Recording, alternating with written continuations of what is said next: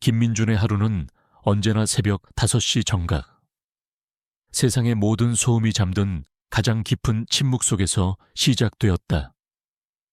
알람 시계는 사용하지 않은 지 오래였다. 3년 전, 아내가 마지막 숨을 거둔 그날 이후로 그의 몸은 거대한 시계 태엽처럼 한치의 오차도 없이 정해진 시간에 눈을 떴다. 그것은 습관이라기보다는 강박에 가까웠고 살아남은 자에게 내려진 형벌과도 같았다. 일어나자마자 그는 곧장 부엌으로 향했다. 찬장에서 찻잔 2개를 꺼내는 것으로 그의 의식은 시작되었다. 하나는 자신을 위한 것, 다른 하나는 이제는 아무도 앉지 않는 식탁 맞은편 자리를 위한 것이었다. 끓는 물이 찻입 위로 쏟아지며 옅은 향기를 피워 올렸지만 그 향기는 텅 빈 아파트의 공기 속으로 힘없이 흩어질 뿐이었다. 집안의 모든 것은 메아리를 잃어버렸다.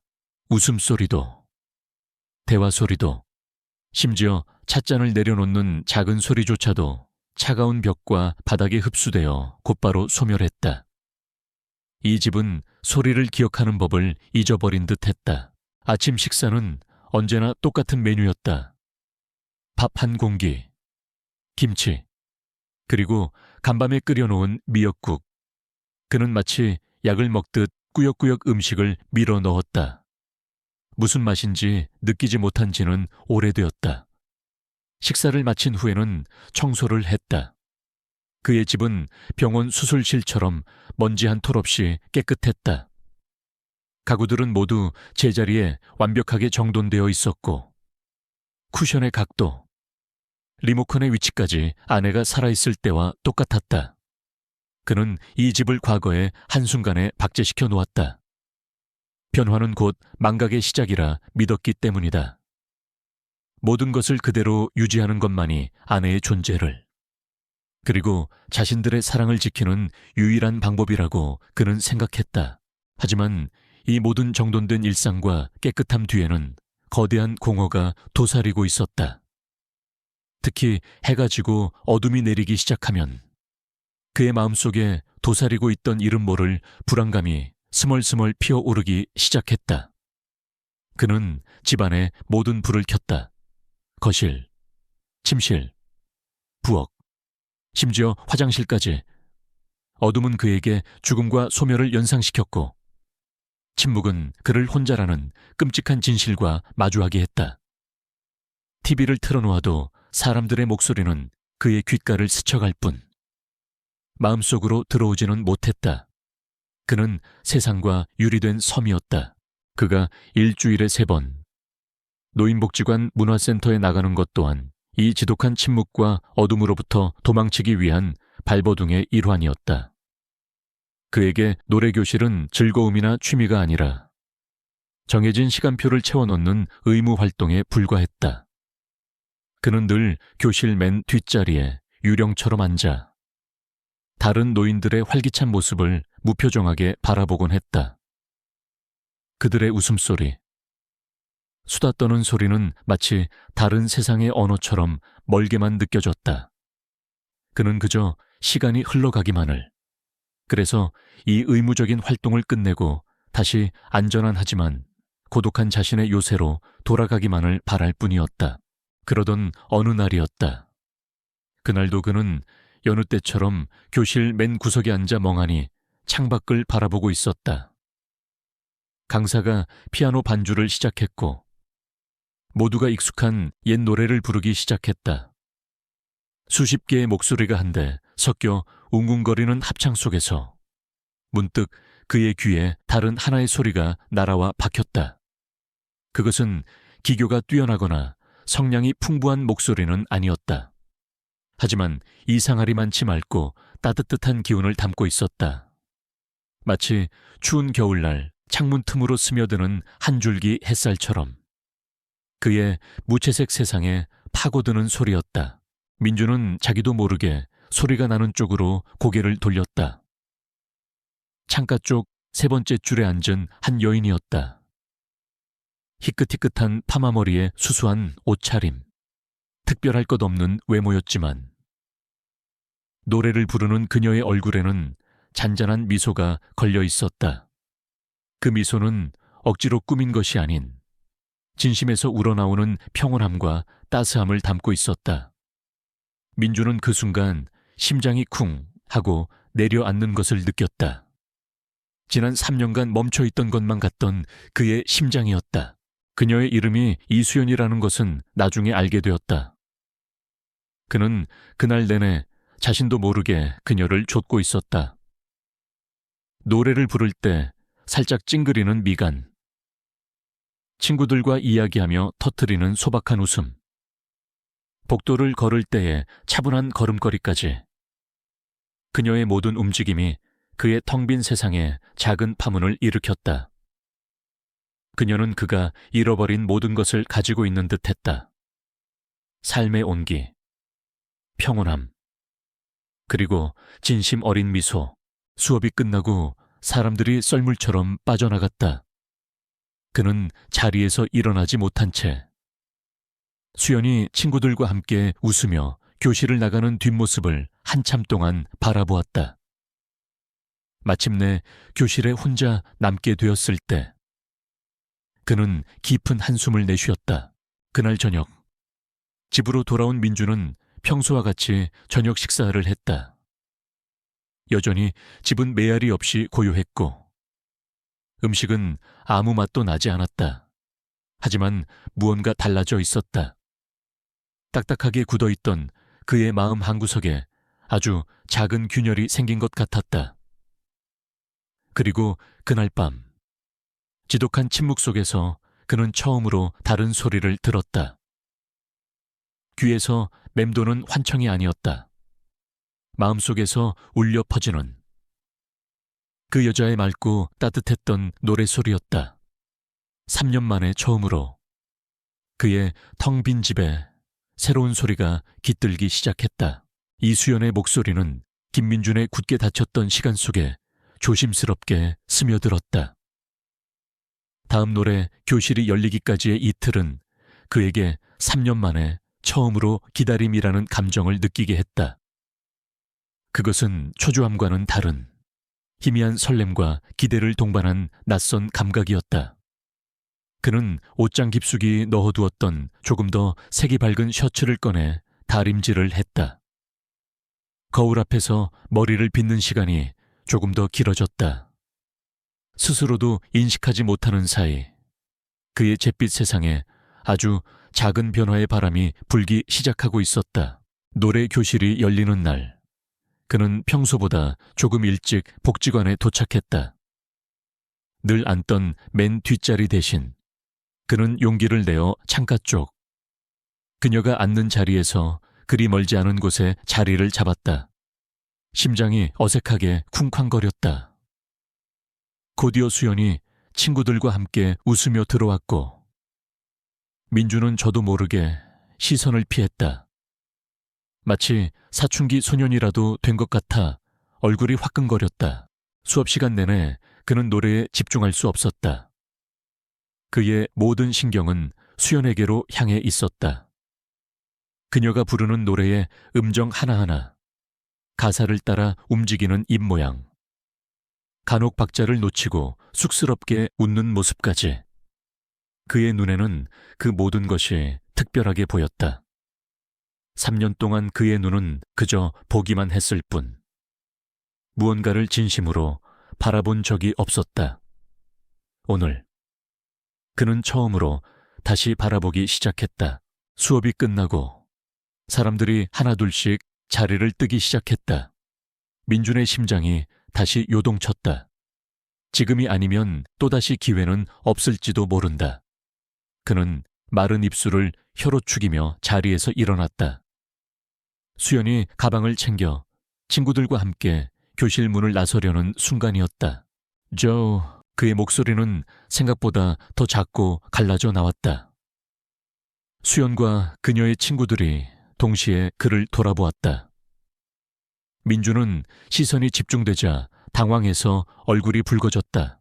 저, 지난번에도 그렇고 노래 참 잘 들었습니다. 그는 겨우 말을 이었다. 목소리가 참 고우십니다. 어색하고 투박한 칭찬이었다.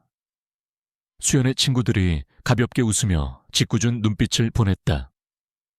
수연은 잠시 놀란 듯 눈을 동그랗게 떴다가 이내 부드럽게 미소 지었다.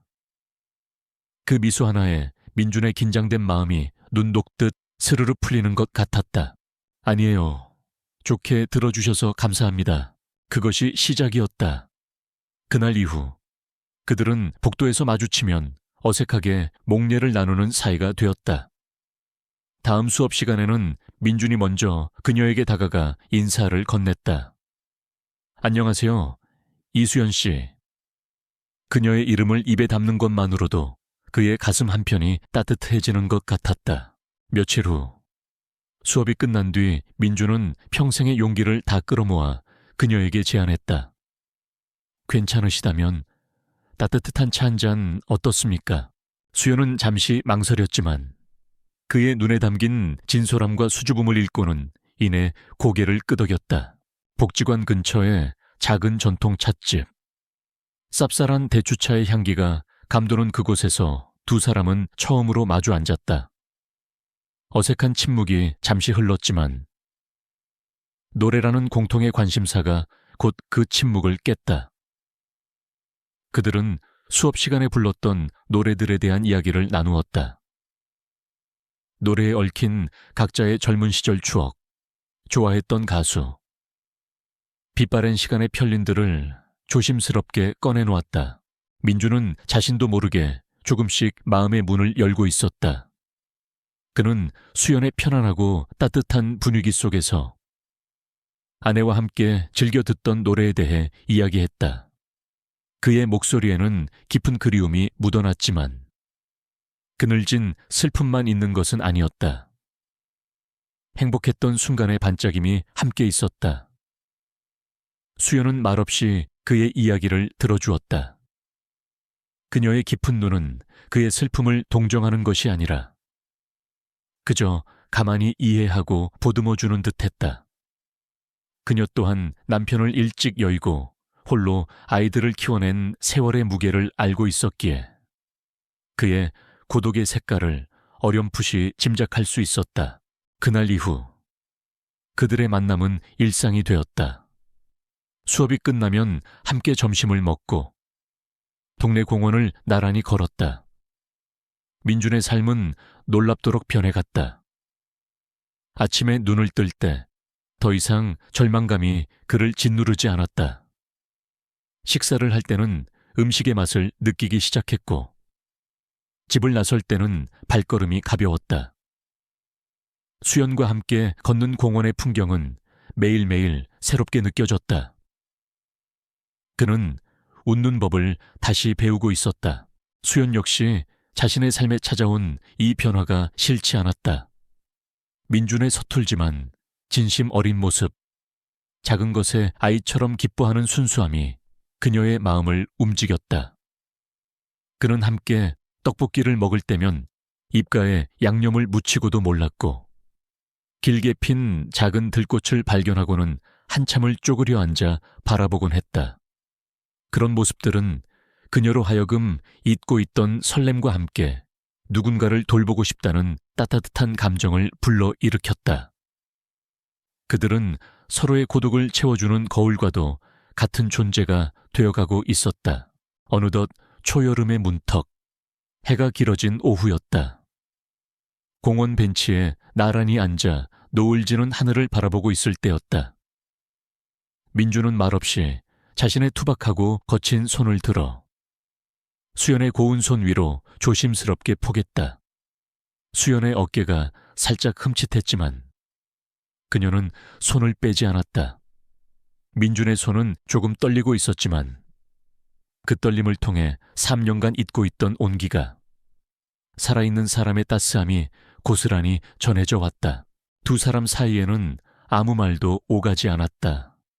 하지만 그 침묵 속에서 맞닿은 손의 온기를 통해 그들은 서로의 마음속에서 하나의 따뜻한 멜로디가 조용히 시작되고 있음을 느끼고 있었다.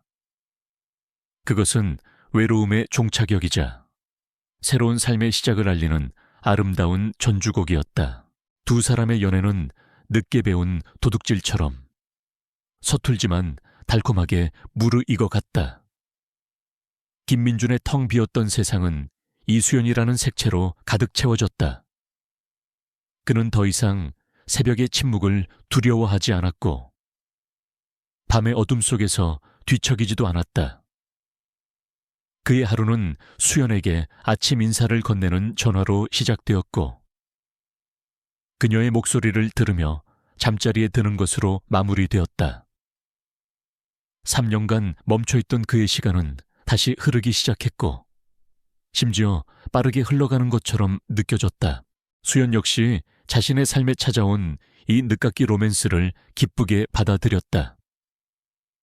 민준의 순수하고 열정적인 애정 표현은 그녀의 메마른 일상의 단비와도 같았다. 친구들은 얼굴이 환해졌다.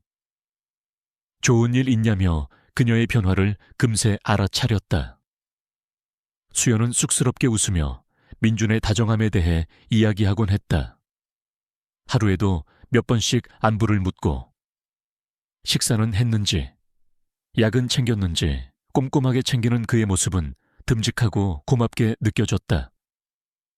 이 나이에 누군가에게 이토록 온전한 관심을 받는다는 것은 기적과도 같은 일이라고 그녀는 생각했다. 하지만 그 따스했던 기적에는 아주 미세한 균열, 눈에 보이지 않는 그림자가 조금씩 드리워지기 시작했다. 변화는 전화 통화에서부터 시작되었다. 처음에는 아침, 점심, 저녁으로 정해진 시간에 오던 그의 전화가 점차 시도 때도 없이 울리기 시작했다. 수연이 시장에서 장을 보고 있을 때, 친구와 한창 수다를 떨고 있을 때, 심지어 자식들과 통화를 하고 있을 때도 그의 전화는 어김없이 걸려왔다. 그녀가 전화를 받지 못하면 곧바로 무슨 일 있어요? 걱정됩니다. 와 같은 문자 메시지가 연달아 도착했다. 한 번은 그녀가 복지관 동창들과 점심 약속이 있어 2시간 정도 전화를 받지 못한 적이 있었다. 나중에 확인한 휴대폰에는 그의 부재중 전화가 12통이나 찍혀 있었다. 그녀는 놀라서 서둘러 그에게 전화를 걸었다. 수화기 너머로 들려오는 그의 목소리는 안도감과 함께 희미한 원망이 섞여 있었다. 전화를 안 받아서 얼마나 걱정했는지 알아요. 어디 아픈 줄 알았잖아요. 수연은 그의 걱정이 고마우면서도 한편으로는 어딘가 답답함을 느꼈다. 미안해요. 친구들하고 식사하느라 못 봤어요. 별일 없었어요. 그녀의 해명에도 불구하고 그는 한동안 정말 괜찮은 거 맞죠? 라며 몇 번이고 되물었다. 그 순간 수연은 그의 관심이 때로는 숨막히는 족쇄가 될 수도 있겠다는 생각을 아주 잠깐 처음으로 하게 되었다. 하지만 그녀는 이내 고개를 저었다. 오죽하면 저럴까. 혼자 오래 외로우셨던 분이라 그렇겠지. 그녀는 스스로를 다독이며 그의 과도한 관심을 나이든 남자의 열정적인 사랑 방식으로 이해하려 애썼다. 그의 불안은 전화 통화를 넘어 그들의 만남 속에서도 서서히 고개를 들기 시작했다. 둘이 함께 있을 때 그는 거의 한시도 그녀에게서 떨어지려 하지 않았다. 길을 걸을 때 잡은 손은 식당에 마주 앉아서도, 찻집에서 차를 마실 때도 놓아주지 않았다. 수연은 찻잔을 들기 위해 잠시 손을 빼려 하면 그의 손에 더 강한 힘이 들어가는 것을 느낄 수 있었다. 마치 놓치면 큰일이라도 나는 것처럼 공원 벤치에 나란히 앉아 있을 때면 그는 늘 그녀의 어깨를 감싸 안았다. 처음에는 로맨틱하게 느껴졌던 그 팔이 1시간이 넘도록 계속되자 묵직한 무게감으로 다가왔다. 그녀가 자세를 고쳐 앉으려 잠시 몸을 움직이면 그는 기다렸다는 듯이 더 깊이, 더 꽉 끌어안았다. 그의 행동에는 사랑의 표현이라기보다는 당신은 내 곁에 있어야만 한다는 무언의 집착이 느껴지기 시작했다. 그림자가 더욱 짙어진 것은 밤에 대한 그의 이야기에서부터였다.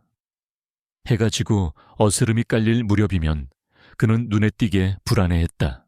나는 밤이 제일 무서워요. 어느 날 저녁, 그녀를 집 앞까지 바래다주며 그가 툭 던지듯 말했다. 온 세상이 잠들고 나면 나 혼자만 깨어있는 것 같아서 그러다 영영 아침이 오지 않을 것 같은 생각이 들어요. 그의 목소리에 담긴 깊은 고독에 수연의 마음이 짠해졌다. 그녀는 그의 손을 잡으며 위로했다. 이제 혼자가 아니잖아요. 제가 있잖아요. 그녀의 위로는 그에게 잘못된 신호를 준 것일지도 몰랐다. 그는 그녀의 손을 더욱 꽉 잡으며 간절한 눈빛으로 말했다. 수연 씨가 내 옆에서 잠들고 내가 아침에 눈을 떴을 때 내 옆에 있어주면 그러면 밤이 무섭지 않을 텐데 당신이 곁에 있다는 걸 온몸으로 느껴야만 안심이 될 것 같아요. 그 말은 수연의 심장에 작은 돌멩이 하나를 던졌다. 그들의 관계는 이제 갓 2달을 넘기고 있었다. 이 나이에 시작한 관계가 조심스럽고 애틋해야 한다고 생각했던 그녀에게 그의 요구는 너무나 성급하고 노골적으로 느껴졌다. 그것은 단순한 육체적 관계에 대한 갈망이 아니었다. 그의 말 속에는 나의 불안을 당신의 존재로 막아달라는 처절한 요구, 일방적인 의존의 무게가 실려 있었다. 그날 이후 그는 만날 때마다 비슷한 이야기를 꺼냈다. 그는 사랑하기 때문에 라는 말로 모든 것을 포장하려 했지만 수연은 그 이면에 숨겨진 그의 지독한 외로움과 공포를 어렴풋이 느끼기 시작했다. 그리고 그 공포가 자신을 향한 사랑이 아니라 자기 자신을 위한 이기적인 필요일지도 모른다는 의심이 싹 텄다. 어느 늦은 저녁, 데이트를 마치고 헤어질 시간이었다. 민주는 수연의 집 문 앞에서 그녀를 한참 동안이나 끌어안고 놓아주지 않았다. 평소보다 더 강한 힘이었다. 그녀의 등 뒤로 느껴지는 그의 심장 박동은 사랑의 설렘이 아닌 불안한 사람의 다급한 고동 소리처럼 들렸다. 그가 그녀의 귓가에 속삭였다. 가지 말아요. 오늘 밤은 그냥 여기 있게 해주면 안 돼요. 수연은 부드럽지만 단호하게 그의 품에서 벗어났다. 그녀는 애써 미소를 지으며 말했다. 밤이 늦었어요. 민준 씨, 어서 들어가세요. 내일 또 뵐게요. 그녀는 서둘러 집 안으로 들어와 문을 닫았다. 차가운 문에 등을 기댄 채 그녀는 가쁘게 숨을 몰아쉬었다. 처음에 느꼈던 따스하고 충만한 감정은 온데간데 없고 그 자리를 정체를 알 수 없는 불안함과 답답함이 채우고 있었다. 그때 주머니 속의 휴대폰이 작게 징 하고 울렸다. 그가 보낸 문자 메시지였다. 벌써 보고 싶어요. 내일 아침 7시 정각에 전화할게요. 수연은 휴대폰 화면을 가만히 내려다보았다. 화면의 불빛이 그녀의 얼굴에 짙은 그림자를 드리웠다. 아름답게만 들렸던 사랑의 멜로디에 어느새 불길한 불협화음이 섞여들고 있었다. 이수연의 마음속에서 애정과 부담감은 위태로운 시소놀이를 시작했다. 아침 7시 정각에 어김없이 울리는 전화벨 소리는 이제 더 이상 반가운 아침 인사가 아니라 하루의 시작을 알리는 족쇄처럼 느껴지기 시작했다. 휴대폰은 소통의 창이 아닌 감시의 눈이 되어버렸다. 그녀는 민준을 사랑했지만 그의 사랑이 만들어내는 보이지 않는 감옥 속에서 조금씩 질식해가는 기분이었다. 그녀는 이 관계에 쉼표가 필요하다고 느꼈다. 쉼표 없는 문장이 읽는 이를 지치게 만들듯 쉼표 없는 사랑은 상대를 소진시키고 있었다. 그녀는 그와 대화를 나눠야겠다고 결심했다. 비난이나 원망이 아닌 서로의 건강한 관계를 위한 솔직한 대화를 기회는 그들이 함께 근교로 당일치기 여행을 떠난 날 찾아왔다. 산속 깊숙이 자리한 고즈넉한 사찰. 그곳에 청량한 공기와 풍경 소리는 사람의 마음을 차분하게 만드는 힘이 있었다. 수연은 이곳에서라면 그도 자신의 이야기를 조금은 이성적으로 들어주지 않을까 기대했다. 하지만 민준의 집착은 낯선 환경 속에서 더욱 강해졌다. 그는 사찰 경내를 걷는 내내 그녀의 팔짱을 놓지 않았고 잠시라도 떨어질세라 그녀의 몸을 자신에게 바싹 밀착시켰다. 수연이 아름다운 단청을 사진 찍기 위해 잠시 팔을 풀자 그의 얼굴에 스쳐 지나가는 미세한 불안감을 그녀는 놓치지 않았다. 그는 곧바로 다시 다가와 그녀의 어깨를 감싸 안았다. 마치 당신은 내 시야 안에 내 손이 닿는 곳에 있어야만 한다고 온몸으로 말하는 것 같았다. 그들은 작은 찻집에 앉아 대추차를 마셨다. 창밖으로는 푸른 산세가 그림처럼 펼쳐져 있었다. 바로 그때였다. 민준이 찻잔을 든 그녀의 손 위로 자신의 손을 겹치며 말했다. 이렇게 수연 씨와 함께 있으니 꼭 꿈을 꾸는 것 같아요. 우리는 절대로 헤어지면 안 돼요, 늘. 언제나 이렇게 함께 있어야 해요. 그의 목소리는 지극히 낭만적으로 들렸지만 수연은 그 말에 담긴 무게감을 느꼈다. 늘, 언제나 그 말은 영원을 약속하는 사랑의 언어가 아니라 한치의 틈도 허용하지 않겠다는 소유의 선언처럼 들렸다. 수연은 지금이 바로 그 말을 해야 할 때라고 생각했다. 그녀는 심호흡을 한번 하고 최대한 부드러운 목소리로 입을 열었다. 민준 씨, 저도 민준 씨와 함께 있는 이 시간이 정말 소중하고 행복해요. 그녀는 먼저 그의 마음에 안도감을 주었다. 하지만요, 제 생각에는 사랑하는 사이일수록 서로에게 숨 쉴 공간을 주는 게 중요하다고 생각해요. 가끔은 혼자만의 시간도 갖고 또 친구들과 어울리는 시간도 필요하고요.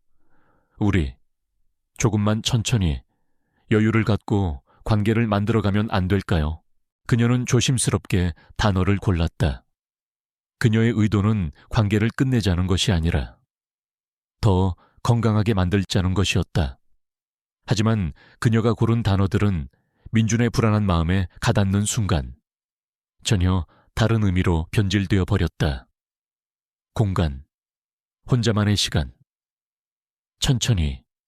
그의 귀에는 이 모든 단어들이 거리, 거절, 이별의 전조와 같은 뜻으로 들렸다. 그의 얼굴에서 핏기가 가시는 것이 보였다. 그녀의 손을 잡고 있던 그의 손에 힘이 들어가며 악력에 가까워졌다. 그의 눈동자가 공포에 질린 아이처럼 흔들렸다. 와요, 갑자기 왜 그런 말을 하는 거예요? 내가 뭐 잘못했어요. 이제 내가 실증 난 거예요. 그의 목소리는 가늘게 떨리고 있었다. 당황한 수연이 손을 저으며 말했다. 아니에요, 민준 씨. 그런 뜻이 아니에요. 오해하지 말아요. 저는 그저... 하지만 그는 이미 그녀의 말을 들을 상태가 아니었다. 그는 공포에 사로잡혀 자신의 말만 쏟아냈다. 공간이라니... 무슨 공간이 필요해요. 우리는 하나가 되어야 해요. 조금이라도 틈이 생기면 당신은 그 틈으로 사라져 버릴 거야. 내 아내가 그랬던 것처럼, 나의 아내가 그랬던 것처럼. 그 말은 수연의 심장에 얼음 쏜 것처럼 박혔다. 처음으로 그가 자신의 상처를, 그리고 그 상처가 만들어낸 비뚤어진 집착의 맨 얼굴을 드러낸 순간이었다. 그는 지금 눈앞에 이수연을 보고 있는 것이 아니었다. 그는 자신의 과거 트라우마가 빚어낸 허상과 싸우고 있었다. 수연은 아무 말도 할 수 없었다. 그녀의 선의는 끔찍한 결과를 낳았다. 대화는 단절되었고 그들 사이에는 차갑고 무거운 침묵만이 남았다. 돌아오는 버스 안에서 두 사람은 한마디도 하지 않았다. 민주는 창밖만 멍하니 바라보았고 그의 옆모습은 금방이라도 부서질 것처럼 위태로워 보였다. 수연의 집 앞에 도착했을 때 그는 평소처럼 그녀를 끌어안거나 내일의 약속을 정하지 않았다. 그는 그저 절망적이고 두려움 가득한 눈으로 그녀를 바라볼 뿐이었다. 마치 그녀가 문을 닫고 들어가는 순간 영원히 사라져 버릴지도 모른다고 믿는 사람처럼 수연은 무거운 발걸음으로 집 안으로 들어섰다. 현관문에 등을 기댄 채 그녀는 온몸의 힘이 빠져나가는 것을 느꼈다. 따뜻한 온기를 나누어 주던 그의 손은 이제 그녀를 올가매는 공포의 쇠사슬이 되어버렸다. 이 관계는 그녀가 감당하기에는 너무나 무거웠다. 로맨스는 끝났다. 이제 남은 것은 지독한 책임감과 희미한 두려움뿐이었다. 그녀는 이 사랑의 무게를 언제까지 견딜 수 있을지 알 수 없었다. 그들의 위태로운 관계는 팽팽하게 당겨진 고무줄과 같았다. 김민준의 불안이 강해질수록 이수연은 한 걸음 뒤로 물러섰다. 그리고 그녀가 물러설수록 그의 불안은 걷잡을 수 없이 증폭되었다. 사랑이라는 이름 아래 시작된 이 관계는 이제 서로를 핥히는 악순환의 굴레에 갇혀버렸다. 수연은 몸과 마음이 모두 지쳐 있었다. 계속되는 감정 소모에 며칠째 두통에 시달렸고 입맛도 잃었다. 그녀에게는 휴식이 무엇보다도 민준에게서 벗어나 온전히 혼자 있을 시간이 절실하게 필요했다. 어느 날 아침 그녀는 용기를 내어 그에게 전화를 걸었다. 민준 씨, 저 오늘 몸이 좀 안 좋아서요. 하루 종일 집에서 푹 쉬어야 할 것 같아요. 오늘은 만나지 못하겠어요. 수화기 너머로 순간적인 침묵이 흘렀다. 그 침묵 속에서 수연은 그의 심장이 쿵 내려앉는 소리를 들은 것만 같았다. 이내 그의 다급한 목소리가 들려왔다. 어디가 아픈데요? 병원에는 가봤어요. 내가 지금 당장 죽이라도 사서 갈게요. 아니에요. 괜찮아요. 그냥 피곤해서 그래요. 약 먹고 좀 누워있으면 괜찮아질 거예요. 그러니 오지 마세요. 정말이에요. 그녀는 단호하게 말했다. 오지 마세요라는 말은 그녀가 스스로를 보호하기 위해 세운 최소한의 경계선이었다. 하지만 그 경계선은 민준에게는 이별 통보나 다름없이 들렸다. 혼자 있고 싶다는 그녀의 말은 그의 세상에서 당신이 필요 없다는 말로 번역되었다. 그는 전화상으로 몇 번이고 더 오겠다고 졸랐지만 그녀는 끝까지 거절했다. 전화를 끊은 수연은 깊은 한숨과 함께 침대에 몸을 뉘었다. 잠깐의 평화였다. 하지만 그 평화는 그리 오래가지 않았다. 저녁 시간이 되었을 때 초인종 소리가 울렸다. 그녀는 애써 무시했지만 초인종은 끈질기게 그리고 점점 더 다급하게 울려댔다. 결국 그녀는 현관문을 열 수밖에 없었다. 문 앞에는 핏기 없는 얼굴의 민준이 서 있었다. 그의 손에는 약봉투와 아직 김이 나는 죽이 담긴 보온병이 들려 있었다. 결국 오셨네요. 수연의 목소리는 차갑게 가라앉아 있었다. 당신이 아픈데 어떻게 가만히 있어요? 문을 안 열어주기에 정말 큰일이라도 난 줄 알았어요.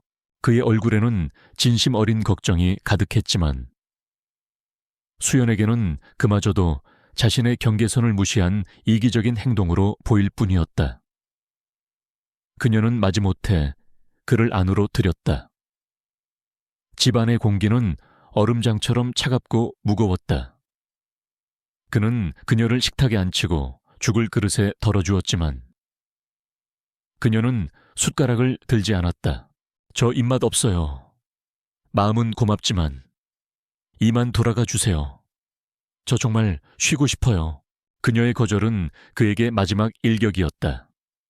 시간이 흐르고 바깥이 완전히 어두워졌음에도 그는 돌아갈 생각을 하지 않았다.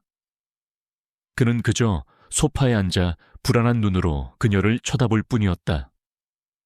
마침내 그가 자리에서 일어나 그녀에게 다가왔다. 그리고는 그녀의 팔을 잡고 침실 쪽으로 이끌려고 했다. 그의 눈빛은 열정이 아닌 공포에 사로잡혀 있었다. 수연 씨, 밤이 됐어요. 나 혼자서는 이 밤을 보낼 수가 없어요. 제발. 바로 그 순간이었다. 수연의 인내심이 마침내 바닥을 드러냈다.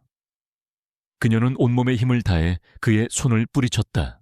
제발 그만해요. 저 오늘 정말 힘들단 말이에요. 그녀의 외침은 그의 위태로운 자아를 산산조각냈다. 그는 분노하거나 소리치지 않았다. 대신 72살의 노인은 그 자리에 서서 어린아이처럼 얼굴을 일그러뜨리기 시작했다. 그의 뺨을 타고 굵은 눈물방울이 뚝뚝 떨어졌다. 그는 힘없이 소파 앞으로 주저앉더니 이내 수연의 발치 아래로 무릎을 꿇었다. 제발, 제발 나 혼자 두지 말아요. 그는 그녀의 무릎을 붙잡고 통곡하기 시작했다. 체면도, 자존심도 모두 내팽개친 처절한 울음이었다. 당신마저 내 곁을 떠나면 나는 정말로 혼자서 죽어갈 거예요. 나는 외로워서 죽을 거라고요. 제발, 나를 버리지 말아요. 그 모습은 수연에게 깊은 충격과 함께 참을 수 없는 모멸감을 안겨주었다. 그녀의 눈에 비친 그는 더 이상 사랑하는 연인이 아니었다. 그는 그저 자신의 공포를 이기기 위해 타인에게 매달리는 나약하고 이기적인 남자일 뿐이었다. 그녀는 자신이 한 인간으로 존중받는 것이 아니라 그의 불안을 잠재우기 위한 진정제로, 그의 외로움을 막아주는 도구로 취급당하고 있다는 사실에 치가 떨렸다. 사랑이라고 믿었던 모든 것이 기만처럼 느껴졌다. 그녀 안에 남아있던 마지막 연민과 동정이 차갑게 식어버렸다. 그녀는 자신의 무릎에 매달려 우는 남자를 싸늘하게 내려다보았다. 그녀의 목소리는 얼음처럼 차가웠다. 일어나세요, 민준 씨. 그녀는 자리에서 일어나며 그의 손을 뿌리쳤다. 지금 그 모습 정말 추해 보여요. 그녀의 냉정한 말은 그의 울음소리를 칼로 베어낸 듯 순식간에 멈추게 했다. 그는 무릎을 꿇은 채 충격받은 눈으로 그녀를 올려다보았다. 따뜻하고 다정했던 그녀의 눈은 온데간데 없고 차가운 경멸만이 가득했다. 두 사람 사이에 놓인 오해의 심연은 이제 건널 수 없을 만큼 깊고 어두워져 있었다. 김민주는 무릎을 꿇은 채 이수연의 차가운 얼굴을 망연자실하게 올려다보았다. 추해 보여요. 그녀의 말이 비수처럼 날아와 그의 심장에 박혔다. 지난 몇 달간 자신의 텅 빈 세상을 채워주었던 유일한 빛이, 온기가 이제는 싸늘한 경멸의 눈빛으로 자신을 내려다보고 있었다. 그는 무어라 말을 해야 했지만 목구멍에서는 아무런 소리도 나오지 않았다. 수연 씨, 그가 간신히 그녀의 이름을 불렀을 때 그것이 도화선이 되었다. 그동안 꾹꾹 눌러왔던 수연의 모든 감정이 둑이 무너지듯 터져 나왔다. 그녀의 목소리는 더 이상 차갑지 않았다. 그 안에는 깊은 상처와 배신감, 그리고 참을 수 없는 슬픔이 뒤섞여 격렬하게 떨리고 있었다. 사랑, 민준 씨. 지금 당신이 하는 행동이 사랑이라고 생각하세요. 그녀는 한 걸음 뒤로 물러서며 소리쳤다. 그를 향한 물리적인 거리인 동시에 감정적인 단절의 선언이었다. 이건 사랑이 아니에요. 이건 병적인 집착이고 이기적인 소유욕일 뿐이라고요. 당신은 단 한순간이라도 이수연이라는 사람을 사랑한 적이 없어요. 당신은 그저 당신 아내가 떠나고 나서 생긴 그 지독한 외로움, 그 텅 빈 자리를 나라는 사람으로 막고 채우려고 했던 것뿐이에요. 그녀의 말은 날카로운 채찍이 되어 그의 맨살을 후려쳤다. 그가 가장 두려워했던 진실, 스스로도 애써 외면해왔던 자기 기만의 실체가 그녀의 입을 통해 적나라하게 드러나고 있었다. 나는 당신 아내의 대체품이 아니에요. 죽은 사람의 빈자리를 채우기 위해 존재하는 유령이 아니란 말입니다. 대체품. 그 단어가 민준의 귀에 꽂히는 순간 그의 세상이 무너져 내렸다. 그는 자신을 지탱하던 마지막 기둥이 부서지는 소리를 들었다. 그는 비틀거리며 자리에서 일어났다. 그의 얼굴에서 절망은 순식간에 처절한 고통으로 바뀌었다.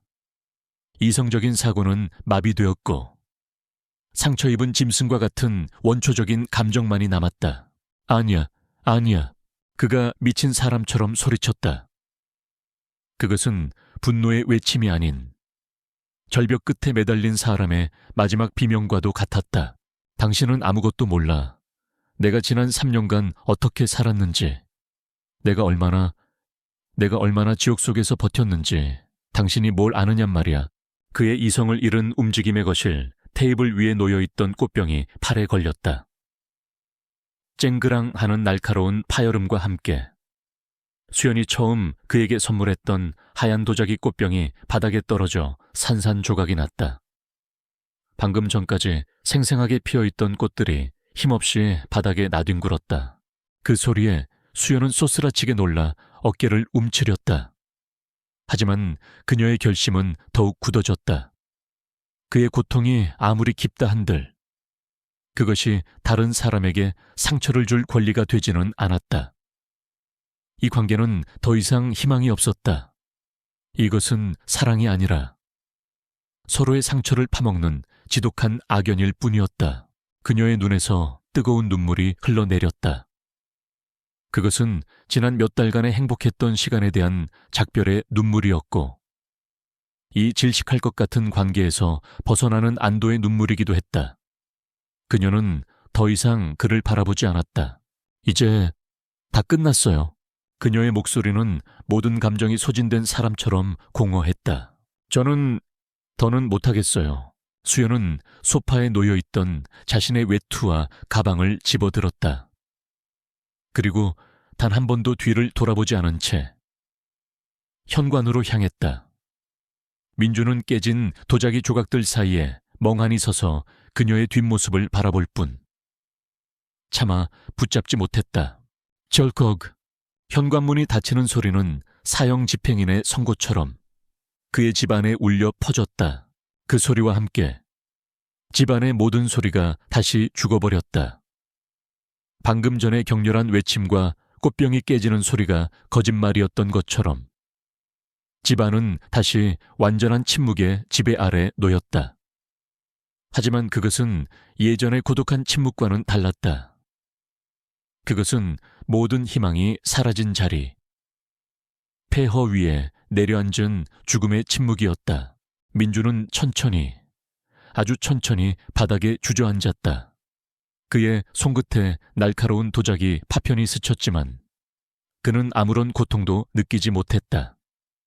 그의 시선은 흩어진 꽃잎과 깨진 조각들에 고정되어 있었다. 그토록 붙잡으려 했던 온기, 그토록 지키려 했던 관계. 그는 그것을 너무나 세게 쥔 나머지 자신의 손으로 직접 부서뜨리고 만 것이었다. 그의 가장 큰 두려움이 현실이 되었다. 그는 다시 혼자가 되었다. 시간은 김민준의 폐허 속에서 흐름을 멈췄다. 그는 얼마나 오랫동안 깨진 도자기, 파편들 사이에 주저앉아 있었는지 알 수 없었다. 감각은 마비되었고 생각은 텅 비었다. 이수연이 떠나며 닫고 간 현관문은 그의 세상과 통하는 모든 길을 차단해버린 거대한 장벽처럼 느껴졌다. 그의 집은 다시 섬이 되었고 그는 그 섬에 홀로 갇힌 유배자였다. 밤이 깊어지면서 창밖에서는 바람이 울부짖기 시작했다. 예고 없던 폭풍우였다. 굵은 빗방울이 창문을 세차게 두드리는 소리는 마치 누군가 그의 다친 마음을 거칠게 두드리는 것만 같았다. 번쩍 하고 어둠을 가르는 번갯불이 거실의 참상을 순간적으로 비췄다. 흩어진 꽃잎, 깨진 도자기 조각, 그리고 그 한가운데에 망견히 앉아있는 늙고 초라한 남자. 그 모습은 마치 세상의 종말과도 같았다. 거대한 천둥소리가 그의 고막을 때렸다. 콰르릉, 그 소리와 함께 굳게 닫혀있던 그의 기억의 빗장이 부서져 내렸다. 3년 전 아내를 떠나보내던 그 끔찍했던 날의 기억이 폭풍우처럼 그의 의식을 덮쳤다. 그의 아내는 병원에서 마지막 날들을 보내고 있었다. 하루가 다르게 쇠약해져 가는 아내를 보는 것은 그의 심장을 칼로 도려내는 것과 같은 고통이었다. 그는 매일 아내의 곁을 지켰다. 점점 차가워지는 아내의 손을 잡고 괜찮을 거라고, 금방 나아서 함께 집에 갈 거라고 힘없이 되뇌었다. 운명의 그날, 아내의 상태가 잠시 안정적으로 보였다. 마침 그에게는 은퇴를 앞두고 마지막으로 꼭 참석해야만 하는 중요한 회의가 있었다. 그는 아내에게 금방 다녀오겠다고 약속하고 병원을 나섰다. 회의 끝나자마자 바로 달려올게. 그때까지 얌전히 있어야 해. 아내는 힘겹게 미소 지으며 고개를 끄덕였다. 그것이 그가 본 아내의 마지막 미소였다. 회의는 지루하고 무의미했다. 서류 더미 속에서 의미 없는 말들이 오고 갔다. 그때 그의 주머니 속에서 휴대폰이 희미하게 진동했다. 화면에는 사랑하는 아내라는 이름이 떠 있었다. 그는 잠시 망설였다. 중요한 회의 중에 사적인 전화를 받을 수는 없었다. 그는 거절 버튼을 눌렀다. 회의가 끝나고 바로 전화하면 될 거라고. 그는 스스로를 안심시켰다. 10분쯤 지났을까. 휴대폰이 다시 한번 진동했다. 이번에도 아내였다. 그의 마음속에서 작은 불안감이 고개를 들었지만 그는 다시 한번 진동을 꺼버렸다. 지루한 회의는 끝날 기미가 보이지 않았다. 마침내 2시간에 걸친 회의가 끝나고 그는 녹초가 되어 회의실을 나섰다. 그는 곧바로 아내에게 전화를 걸기 위해 휴대폰을 꺼내 들었다. 바로 그 순간 그의 휴대폰이 먼저 울렸다. 병원이었다. 그는 심장이 쿵하고 바닥으로 떨어지는 것을 느꼈다. 수화기 너머로 들려온 간호사의 차분한 목소리는 그에게 사형 선고나 다름없었다. 아내가 방금 전에 운명했다는 것이었다. 그가 2번째 전화를 받지 않은 지 불과 몇 분 지나지 않은 시간이었다. 그 후의 기억은 조각나 있었다. 넋이 나간 채 병원으로 달려갔던 기억, 하얀 천으로 덮인 아내의 얼굴을 보고 무너져 내렸던 기억, 아내의 차가운 손을 붙잡고 왜 기다려주지 않았냐고, 미안하다고 수백 번, 수천 번을 울부짖었던 기억. 그는 아내의 마지막 목소리를 듣지 못했다. 마지막 순간에 그녀의 곁에 있어 주지 못했다. 그 무엇과도 바꿀 수 없는, 용서받을 수 없는 죄책감이었다. 민주는 거실 바닥에 엎드린 채 어린아이처럼 통곡하기 시작했다. 폭풍우 소리도 그의 울음소리를 삼키지 못했다. 이제야 모든 것을 깨달았다. 그가 수연에게 그토록 집착했던 이유, 그녀가 전화를 받지 않으면 미친 사람처럼 불안해했던 이유, 그녀의 곁을 한시도 떠나지 못하고 그녀의 온기를 갈구했던 그 모든 행동들이 실은 수연을 향한 사랑이 아니었다. 그것은 3년 전 아내에게 저지른 자신의 끔찍한 실수를 만회하려는 처절한 몸부림이었다. 그는 수연을 통해 시간을 되돌리려 했던 것이다. 이번에는 전화를 놓치지 않으리라. 이번에는 마지막 순간을 함께하리라. 그는 이수연이라는 사람을 사랑한 것이 아니라 자신의 지독한 죄책감을 씻어내줄 구원의 동아줄로 여겼던 것이다. 내가 틀렸어. 내가 모든 걸 망쳤어. 수연이 그에게 던졌던 그 잔인한 말. 나는 대체품이 아니에요. 라는 그 외침이 얼마나 깊은 진실이었는지를 그는 이제야 뼈저리게 깨달았다. 그는 사랑을 준 것이 아니라 자신의 과거라는 무거운 짐을 그녀의 어깨에 지우고 그녀를 질식시키고 있었던 것이다. 폭풍우는 밤새도록 계속되었다. 민준 역시 밤새도록 울었다. 아내에 대한 미안함, 그리고 수연에 대한 미안함이 뒤섞여 그의 가슴을 갈기갈기 찢어놓았다. 새벽이 가까워지면서 미친 듯이 울부짖던 폭풍우가 서서히 잦아들기 시작했다. 빗줄기는 가늘어졌고 먹구름 사이로 희미한 여명이 비쳐왔다. 민주는 눈물로 엉망이 된 얼굴을 들었다. 그의 집착적인 에너지는 모두 소진되었고 그 자리에는 텅 빈 슬픔과 깊이를 알 수 없는 후회만이 남았다. 그는 자신의 두 손을 내려다보았다. 아내의 마지막 전화를 받지 못했던 손, 수연을 너무나 세게 붙잡았던 손. 그는 처음으로 자신의 고통이 아닌 자신이 그녀에게 주었던 고통의 무게를 고스란히 느끼고 있었다. 폭풍우가 휩쓸고 간 밤이 지나고 비에 젖은 고요한 아침이 오고 있었다. 그는 자신의 악마와 마주했다. 앞으로 나아갈 길은 보이지 않았지만 이 끔찍한 밤과 함께 그는 진실을 향한 첫걸음을 내디딘 것이었다. 폭풍우가 지나간 아침은 거짓말처럼 고요하고 맑았다. 밤새 세상을 핥히던 비바람은 대지 위 먼지를 깨끗이 씻어냈고 창문으로 들어오는 햇살은 축축한 공기 속에서 부드럽게 부서졌다. 김민주는 밤새 뜬 눈으로 그 아침을 맞았다. 육체적으로는 탈진 상태였지만 그의 정신은 3년 만에 처음으로 안개 속에서 벗어나 맑게 깨어 있었다. 그는 더 이상 바닥에 주저앉아 있지 않았다. 그는 자리에서 일어나 가장 먼저 어젯밤의 참상을 치우기 시작했다. 그는 빗자루와 쓰레받기를 가져와 깨진 도자기 조각들을 조심스럽게 쓸어 담았다. 날카로운 파편에 손가락을 베었지만 그는 희미한 통증조차 느끼지 못했다.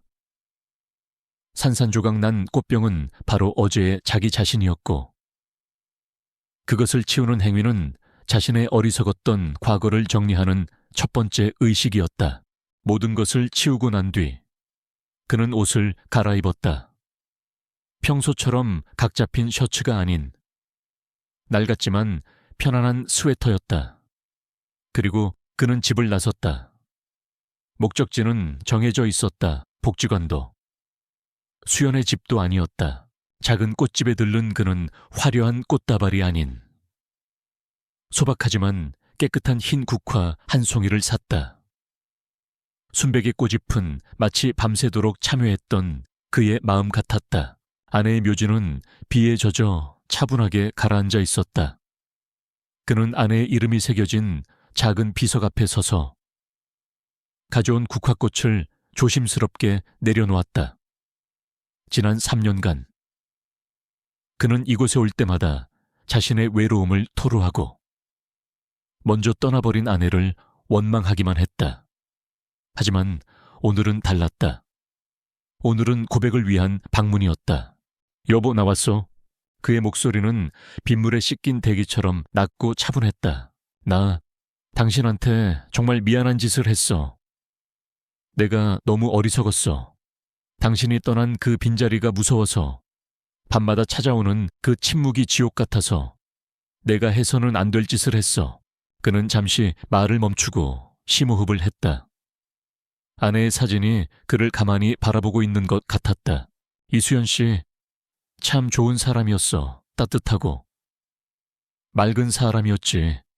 그런데 나는 그 사람에게 내 상처를, 내 지독한 이기심을 전부 떠넘겨 버렸어.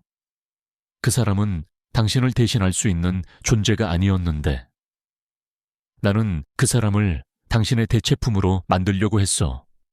당신의 마지막 순간을 지키지 못했다는 내 죄책감을 그 사람을 통해 씻어내려고 했단 말이야.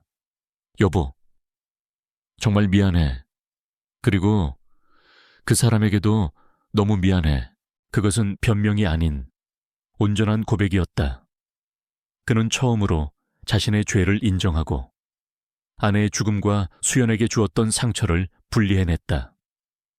그의 마음을 짓누르던 거대한 바위 하나가 아주 조금 움직이는 것 같았다. 집으로 돌아온 그의 발걸음은 여전히 무거웠지만 절망적이지는 않았다. 텅 빈 집은 여전히 고요했지만 더 이상 그를 공격하는 듯한 적막함은 느껴지지 않았다. 그는 먼지가 쌓여있던 서재 책상에 앉았다. 그리고 수십 년 만에 처음으로 편지지를 꺼내 들었다. 그는 수연에게 편지를 쓰기 시작했다. 무슨 말을 어떻게 시작해야 할지 막막했다. 몇 번이고 썼다 지우기를 반복했다. 용서를 구하는 말, 다시 만나고 싶다는 말은 단 한 글자도 적을 수 없었다. 그에게는 그럴 자격이 없었다. 그가 할 수 있는 유일한 것은 진실을 전하는 것뿐이었다. 편지는 이렇게 시작되었다. 수연 씨, 저 민준입니다. 그는 꾸밈없이 모든 것을 적어 내려갔다. 3년 전 아내가 죽어가던 마지막 나날들에 대해, 그리고 자신이 받지 못했던 아내의 마지막 전화에 대해, 그 죄책감이 어떻게 자신을 괴물로 만들었는지에 대해, 그가 그녀에게 보였던 병적인 집착이 사실은 사랑이 아니라 과거를 향한 비겁한 도피였다는 것을, 저는 수연 씨를 사랑할 자격이 없는 사람입니다. 저는 제 자신의 상처에 눈이 멀어 당신의 따뜻한 마음에 더 큰 상처를 남겼습니다. 당신이 저에게 던졌던 그 모든 말들이 다 옳았습니다. 저는 당신을 사랑한 것이 아니라 당신을 이용하려 했던 것입니다. 이 편지는 용서를 구하기 위해 쓰는 것이 아닙니다. 그저 수연 씨가 겪어야 했던 그 고통의 이유가 당신의 잘못이 아니라 온전히 저의 비겁함 때문이었다는 것을 알려드리고 싶었을 뿐입니다. 편지의 마지막 문장은 한참 동안이나 머뭇거렸다. 그는 펜을 들고 마지막으로 이렇게 적었다. 부디 저 같은 사람 때문에 더 이상 아파하지 마시고 수연 씨는 꼭 행복하셔야 합니다. 당신은 그럴 자격이 충분한 분입니다. 그는 편지를 곱게 접어 봉투에 넣었다. 봉투 위에는 이수연님께 라고 또박또박 써 내려갔다. 그는 편지를 곧바로 붙이지 않았다. 그는 그저 그것을 식탁 위에 가만히 올려두었다. 편지를 쓰는 행위 자체가 그에게는 참회의 과정이었다. 창밖으로 해가 서서히 기울고 있었다. 그는 식탁 위에 놓인 편지를 바라보았다. 그의 마음은 여전히 텅 비어 있었지만 그것은 어제의 그 끔찍했던 공허와는 달랐다. 모든 것을 쏟아내고 난 뒤에 고요하고 깨끗한 비어있음이었다. 아직 아무것도 해결되지 않았고 앞으로 어떻게 해야 할지도 몰랐다. 하지만 그는 적어도 자신이 가야 할 첫 번째 방향은 찾은 셈이었다. 그것은 용서가 아닌 온전한 책임이었다. 이수연은 그날 밤 이후로 며칠 동안 알아누웠다. 몸살 감기처럼 온몸이 쑤시고 아팠지만 그것은 육체의 병이 아니었다. 마음이 부서져 내리자 몸도 함께 무너져 내린 것이었다.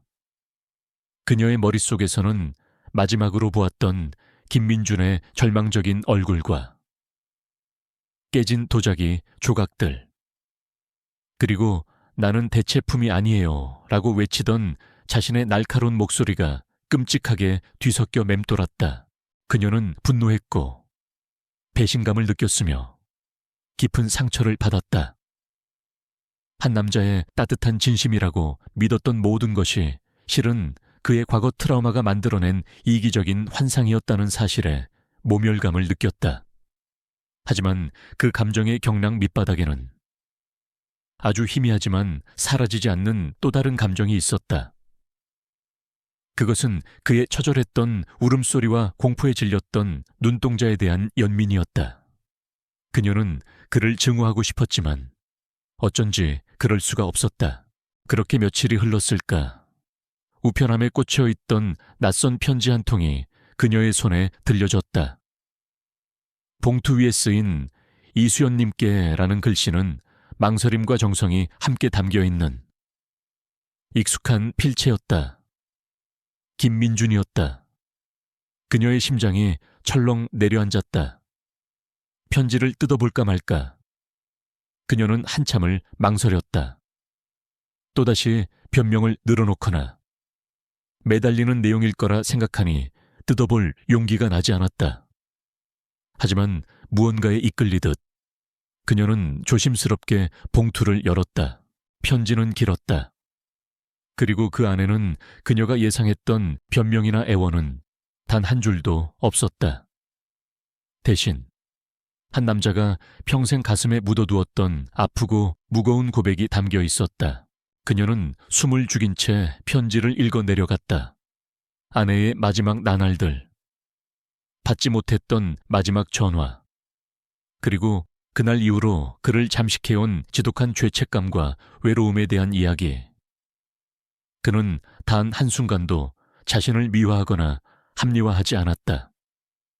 그는 자신의 행동이 얼마나 병적이었고 그것이 그녀에게 얼마나 끔찍한 상처를 주었는지를 명확하게 인정하고 있었다. 편지를 읽는 동안 수연의 눈에서 뜨거운 눈물이 뺨을 타고 흘러내렸다. 그러나 이 눈물은 더 이상 분노나 슬픔의 눈물이 아니었다. 그것은 한 인간의 깊은 고통에 대한 이해와 공감의 눈물이었다. 그녀는 처음으로 그의 집착적인 행동 뒤에 숨어있던 거대한 공포의 실체를 마주했다. 그녀가 보았던 것은 70대의 이기적인 노인이 아니었다. 세상에 홀로 버려질까 두려워 발버둥치는 길 잃은 어린아이의 모습이었다. 부디 저 같은 사람 때문에 더 이상 아파하지 마시고 수연 씨는 꼭 행복하셔야 합니다. 편지의 마지막 문장은 그녀의 가슴에 깊은 울림을 남겼다. 그 안에는 어떠한 기대나 요구도 담겨 있지 않았다. 오직 그녀의 행복을 바라는 진심만이 담겨 있었다. 그날 이후로도 그녀는 며칠을 더 고민했다. 그를 다시 만나는 것이 옳은 일일까? 이 관계를 다시 시작할 수 있을까 하니 그녀는 이 관계를 다시 시작하고 싶은 것이 아니었다. 과거의 그 질식할 것 같던 관계로 돌아가고 싶은 마음은 추호도 없었다. 만약 다시 만난다면 그것은 완전히 새로운 관계여야만 했다. 연인이 아니라 상처 입은 한 영혼이 다른 영혼을 보듬어주는 그런 관계. 마침내 그녀는 결심했다. 수연은 며칠 만에 처음으로 집을 나섰다. 그녀는 시장에 들러 쌀과 마른 표고버섯, 신선한 야채를 샀다. 그리고 익숙하지만 이제는 낯설게 느껴지는 민준의 아파트 현관문 앞에 섰다. 그녀는 심호흡을 한번 하고 초인종을 누르는 대신 조심스럽게 문손잡이를 돌려보았다. 문은 잠겨 있지 않았다. 그녀는 조용히 안으로 들어섰다. 집안은 며칠 전에 그 참상이 깨끗하게 치워져 있었지만 사람의 온기라고는 전혀 느껴지지 않는 깊은 침묵과 냉기만이 감돌고 있었다. 민주는 소파의 담요를 뒤집어 쓴 채 미동도 없이 웅크리고 앉아 있었다. 그 며칠 사이에 그는 수년은 더 늙어버린 듯했다. 앙상하게 마른 어깨와 헬쑥한 얼굴은 그녀의 마음을 아프게 찔렀다. 그는 그녀가 들어온 것조차 알아채지 못한 듯했다. 수연은 아무 말도 하지 않았다. 그녀는 그저 가만히 부엌으로 향했다. 그리고 익숙하게 찬장을 열을 냄비를 꺼내고 쌀을 씻어 불렸다.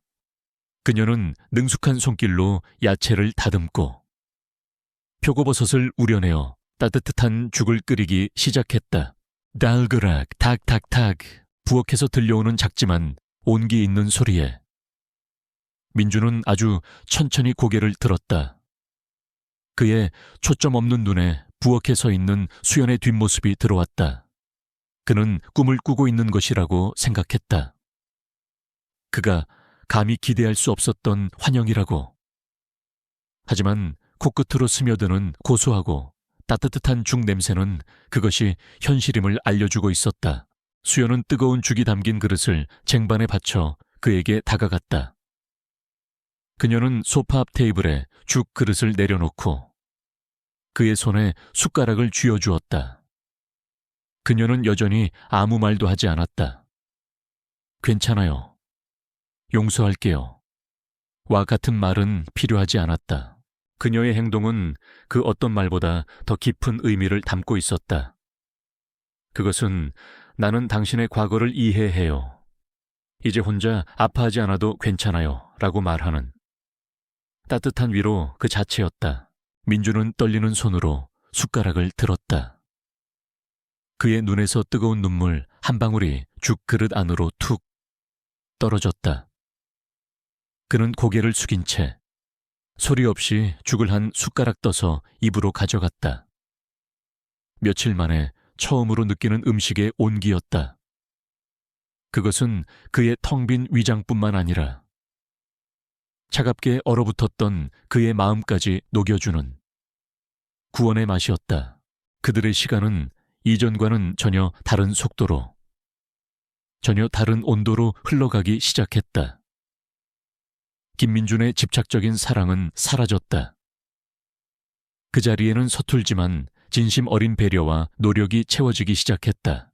가장 큰 변화는 그가 자신의 상처를 정면으로 마주하기 시작했다는 점이었다. 그는 이수연의 조심스러운 권유에 따라 일주일에 한 번씩 심리 상담을 받기 시작했다. 70평생 처음으로. 그는 자격증을 가진 전문가 앞에서 자신의 가장 깊은 상처와 두려움, 그리고 아내를 향한 죄책감을 털어놓았다. 그것은 고통스러운 과정이었지만 골마 터진 상처를 치료하기 위해 반드시 필요한 과정이었다. 그의 전화는 더 이상 감시의 도구가 아니었다. 그는 아침에 한 번, 저녁에 한 번, 다정한 목소리로 그녀의 안부를 물었다. 그녀가 친구들과의 약속이 있다고 말하면 그는 좋은 시간 보내요라며 진심으로 웃어주었다. 그는 그녀에게 온전히 그녀만의 시간을 돌려주었다. 그리고 그 시간 동안 그는 자신의 집에서 홀로 책을 읽거나 조용히 음악을 들으며 자신만의 시간을 견뎌내는 법을 배워나갔다. 그들의 데이트는 더 이상 서로에게 매달리는 시간이 아니었다. 함께 미술관에 가서 그림을 보고 조용한 도서관에 나란히 앉아 각자의 책을 읽었으며 저녁 식탁에서는 오늘 하루 각자에게 있었던 소소한 일상에 대해 이야기를 나누었다. 병적인 요구는 사라졌고 그 자리를 깊이 있는 대화와 잔잔한 교감이 채워나갔다. 몇 달의 시간이 흘러 완연한 가을 아침이었다. 햇살이 유난히 따스하게 느껴지는 날이었다. 민준의 아파트 작은 베란다에는 그가 새로 가꾸기 시작한 작은 화분들이 옹기종기 놓여 있었다. 국화, 로즈마리, 작은 방울토마토, 새로운 생명들이 그의 공간에서 자라나고 있었다. 두 사람은 작은 티테이블을 사이에 두고 마주 앉아 피어오르는 따뜻한 녹차 향을 맡으며 조용히 아침을 맞이하고 있었다. 더 이상 침묵은 그에게 공포의 대상이 아니었다. 수연과 함께하는 침묵은 더없이 편안하고 충만한 휴식이었다. 그때 민준이 말없이 손을 뻗어 찻잔을 쥐고 있는 수연의 손등 위로 자신의 손을 가만히 포겠다. 그것은 예전의 그 불안하고 꽉 움켜쥐려 했던 소유의 손길이 아니었다. 어떤 요구도, 어떤 갈망도 담겨있지 않은 그저 온기를 나누고 싶은 따뜻하고 가벼운 손길이었다. 그 손길에는 미안함과 고마움, 그리고 깊은 존중이 담겨 있었다. 수연은 고개를 들어 그를 바라보았다. 그의 얼굴에는 더 이상 과거의 그늘이나 공포의 흔적이 없었다. 옅은 주름 사이로 평온하고 진심 어린 미소가 자리 잡고 있었다. 그녀 역시 마주보며 따뜻하게 미소 지었다. 어떠한 화려한 고백도 격정적인 맹세도 필요 없었다. 맞닿은 손의 온기와 서로를 바라보는 눈빛 속에서 두 사람의 사랑은 마침내 가장 건강하고 아름다운 형태를 찾은 것이었다. 그것은 서로의 빈 곳을 채우는 의존이 아니라 각자 온전히 선체로 서로의 곁을 지켜주는 단단한 동행이었다. 두 개의 상처 입은 영혼은 서로를 통해 마침내 구원을 얻은 것이다.